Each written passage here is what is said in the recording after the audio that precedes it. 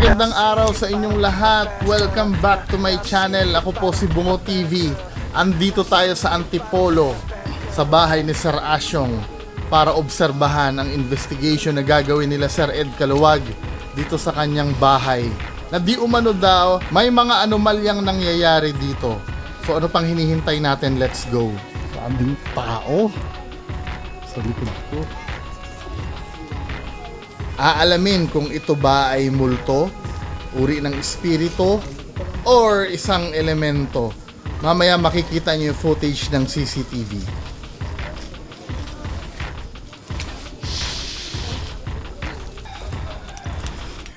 So mag-i-start na sila. Mag-i-investigate na sila doon sila Sir Ed.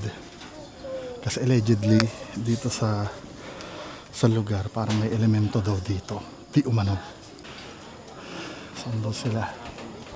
Kasama ko si Sir Nick Fuentes dito sa... Hello. Siya yung pasimuno kung ba't nandito kami. Hindi ko muna i-confirm kung paranormal o hindi. Pero tingnan natin kung ano mangyayari.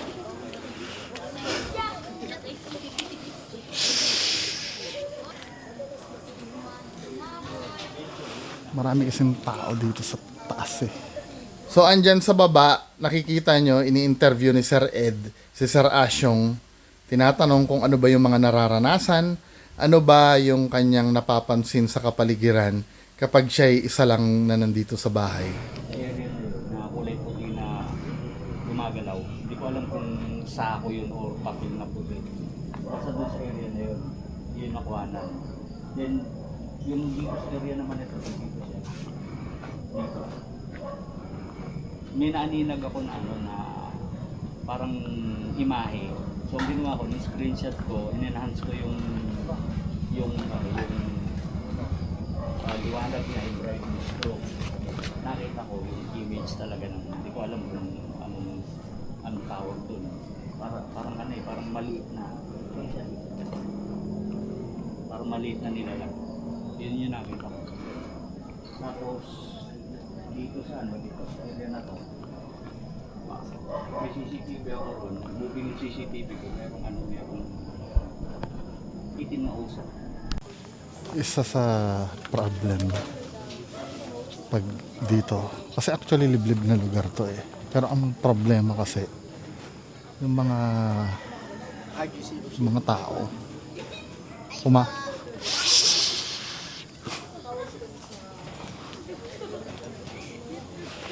ingay boy. Ingay ng mga fans ko. Ano ba meron sa loob? Elementary? Siguro. Kasi nag-i-explain niya. Interview tayo dito. Nanonood ba kayo na YouTube? Oo. Sinong ghost hunter na napapanood nyo? Yan lang. Ayan po yung parang kalbo po. Kaluwag lang. Parang kalbo. Sino yun? Yung lagi po nanonood. Yung lagi po nanonood ng... Yung isa. Si Boss Rino? Oh, si Boss Rino. Sino pa? Tapos yung minsan sila Aga. Yung kasama niya, yung matanda. Yung mga kasama nila Aga. Si Balbaliw? Taga Mindanao. May kilala ko. Yung mga vlogger na may Donski. kasama paranormal. Sila, Sila. malamang ano nito, mga sila Agassi Ching, Oh, yan sila. Sila.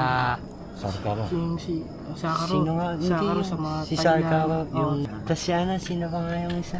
Kuya Red, kilala nyo? Hindi. Yung Peke. Peke yun si Kuya Red. Tapos Donski. Mga Peke. Sino ka Yung mga sa ibang bansa, yung pumunta sa Indonesia. Yung... Ayun boy yung ano, yung kunyari may mga aswang. Oo. Yung pumunta sa Indonesia. Ghost Hunter 88. Ay, Yung may duwending kinakausap. Peke yun. Yung sinangalin yun sa abandoned mansion ba? Ay, sila po sa Rino rin. Dax. Yung sa ano, dating na sa ano ba yun? tapos meron din yung abandoned. Hindi nyo kilala si Donski? Yun, natutok sa atin. Nakikita ko lang minsan. Donski na Peke. Peke yun. Mag-comment kayo, Peke ka. Parang controversial daw siya. Oo nga. Diba sabi niya? Hindi siya kilala. Kuya, may nakita na po si Ed Caluwag. Hindi ko alam eh, hindi ko nakakausap eh. So, bababa sila.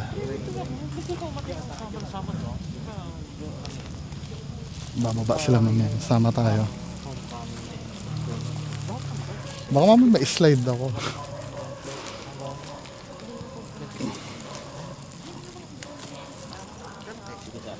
Bala ko sanang bumaba, kaya lang yung mga crew ni Sir Ed Caluwag hindi na bumaba. Kasi masyadong delikado, baka mamaya madulas kami at magpagulong-gulong pababa. So anong nangyari, nandito na lang muna kami sa taas.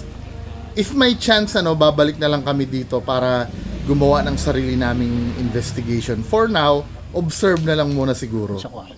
Oh. Ano daw? Yung nangyari nga yung tinanong sa akin ni Sir Ed, yung na sleep paralysis ako, yung may hawak siyang gano'n. Pagdating doon sa kama na gano'n yung Ah, hawak niya, nag-cross. ano daw yan? So, parang may sinabi siyang, hindi ko maalala kung ano sinabi niyang uri ng ano. Ang nangyari kasi nun, parang inukuan daw ako sa dibdib. Ah, Ang ginawa niya, tinanggal niya yung yung parang spirit ba yun, o yung kalimutan ko sinabi niya ng pangalan ng bukod kasi di ba may nakita rin parang sinabi niya onding, oo. may sinabi siyang isa na meron daw doon sa loob. Oo, yun nandito. Di ba yung sa palabas na? Oo. Kasi Sa lababo naman. may Uri yata ng species ng engkanto yun eh. Tapos yung sa may lababo, yung nakwento ko sa red na pakiramdam ko may nakatingin sa akin, nagmamasid. Doon sa spot na yun, sa tapat ko lang, parang ang sabi niya sa akin kanina, parang yung mga engkanto daw curious sa mga ginagawa ng tao. So hindi naman daw nang nananakit, pinapanood lang kung ano yung ginagawa ko. Ah, may pinayo sa'yo na gawin. Oo, sabi, ano naman, pwede Okay lang po kung gawin na pwede naman daw, sabi ni Sir, bigyan ko lang daw ng alay, pagdarating, isa-isang spot lang. Uy, babalik kami dito ha. Na problema, sir, Oo, ng asin. bawal daw siya. Mga maalat, mga... Itlog tsaka kanin. Bakit gusto nila sir na itlog? Itlog kasi is considered na pure Ah, kasi untouched.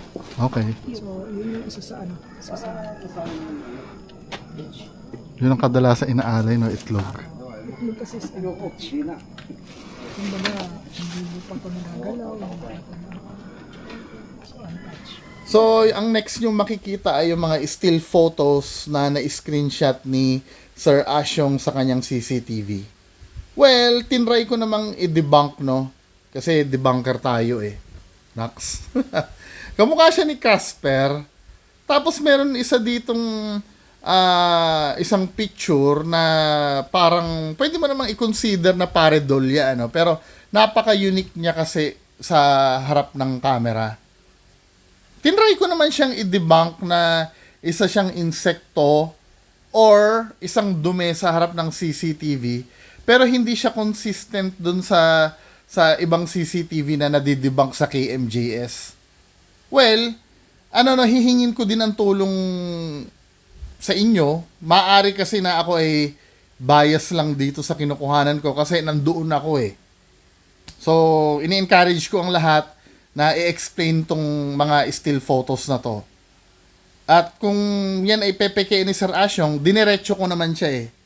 Sir, for the record, hindi mo pineke yung video ha? Hindi ko pineke yun. Swear to God. Namatay man si So, yun yung video na nakita natin kanina. Nanumpa naman si Sir na hindi niya daw pineke. Hindi talaga. Next, ito naman yung actual footage ng video. So, makikita nyo dyan, may itim na parang gumagala, no? Kino-compare ko siya doon sa ibang CCTV na nakaka-capture ng insect. Hindi ganito eh. Yung insect kasi parang dot siya na malabo. Pero ito kasi makikita mo shadow siya na masyadong naka-spread yung itim. Pero I'm not saying I'm not claiming na paranormal ito. Baka may mas maganda kayong explanation dyan.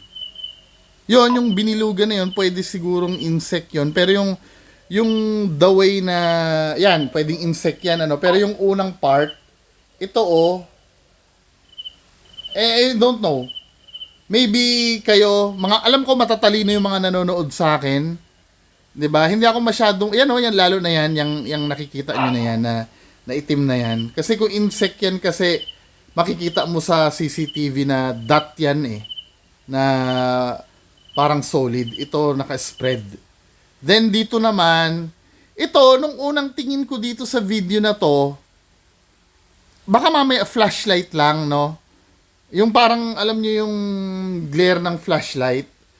Pero kung makikita nyo, unang tingin ko, pumupunta siya sa likod ng plastic Tama ba? Nasa likod ba siya ng plastic or nasa ibabaw ng plastic?